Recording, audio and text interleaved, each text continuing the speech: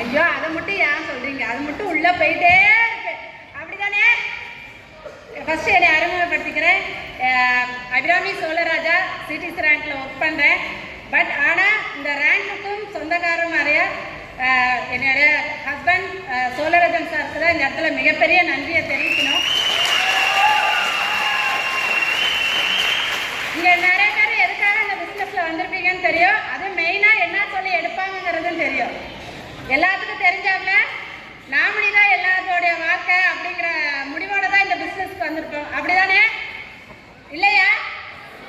கண்டிப்பா அந்த ஒரு காரணத்துக்காக நிறைய மக்கள் பணமோ நகையோ இல்லை இதில் வந்தால் மதிப்பு மரியாதை கிடைக்குமோ அப்படிங்கிற ஒரு பட்சத்தை தாண்டியும் நமக்கு அப்புறம் ஒரு நபர் நம்ம லைஃபுக்கு நம்ம குடும்பத்துக்கு செக்யூர் பண்ணும் அப்படிங்கிற ஒரு நம்பிக்கையில் தானே இந்த பிஸ்னஸ் ஸ்டார்ட் பண்ணியிருக்கோம். கண்டிப்பாக அந்த நம்பிக்கை எப்பொழுதுமே இன்னைக்கு இல்லை, நம்ம 3 தலைமுறைக்கும் கிடைக்கும் இந்த மைலேஸ்டர் பிஸ்னஸில். அதுக்கு ஒரே ஒரு உதாரணம் சொல்கிறேன். நான் ரீசண்டாக என்னன்னா இன்சூரன்ஸ் வந்து கிளைம் பண்ணேன். 1 கோடி ரூபாய்க்கு இன்சூரன்ஸ் கிளைம் பண்ணும் போது என்கிட்ட எஸ்பிஐ இன்சூரன்ஸ் கம்பெனியில் தான் நான் பண்ணேன். அதுக்கு அவங்க சொன்னாங்க, டீட்டெயிலாம் கேட்டாங்க. நான் சொன்னேன் நான் என்னோட 3 வருஷத்தோட இன்கம் ப்ரூஃபை தான் நான் கொடுத்தேன். ஏன்னா சார் 2022 ஜனவரி 2 அன்னைக்கு தான் இறந்தார். அந்த ப்ரூஃப்லேருந்து அதுலேருந்து எனக்கு என்ன வருமானம் வந்துச்சோ அந்த பேசிக்கை வச்சு தான் நான் கொடுத்தேன். அப்போதைக்கு நான் கொடுக்கும் போது அவங்களுக்கே ஒரு கன்ஃபியூஷன் ஆயிடுச்சு.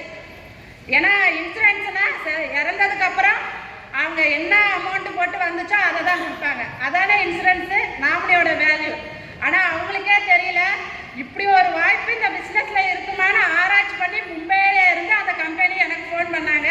என்ன சொன்னாங்கன்னா, எப்படி உங்களுக்கு வந்து என்னோட ஐடி ப்ரூஃப் கேட்டாங்க. சார் வந்து 2013 வந்து ஜாயின் பண்ணியிருக்காரு.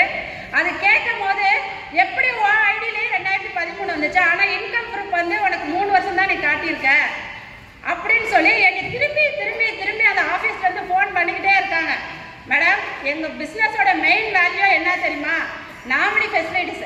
என் வீட்டுக்கார் 2013 அந்த பிஸ்னஸில் ஜாயின் பண்ணும்போது என்ன பண்ணார்? ஹார்ட் ஒர்க் பண்ணார். இன்கம் எங்கள் சிடிசி ரேங்க் வரைக்கும் ஒர்க் பண்ணாங்க. அந்த ரேங்க்குக்கு அப்புறம் அவர் இறந்துட்டார். அந்த ஸ்பாட்லேருந்து எனக்கு அந்த வருமானம் வந்துட்டுருக்கு. இந்த இன்கம் ப்ரூஃபை வச்சு கொடுக்க முடிஞ்சா கொடுங்க, இல்லைன்னா தயவு செஞ்சு வேண்டான்னு சொல்லிட்டேன்.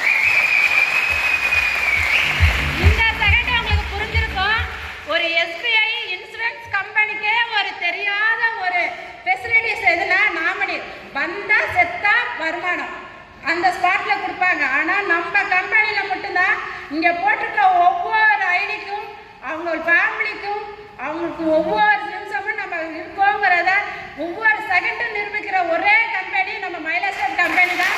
அதனால் கண்டிப்பாக நீங்கள் இந்த பிஸ்னஸை நம்பிக்கையோடு எடுத்துக்கணுங்க. கண்டிப்பாக இங்கே இருக்கக்கூடிய ஒவ்வொரு லீடர்ஸுமே என்றைக்கும் உங்களுக்கு சப்போர்ட்டாகவும் இருக்கும்.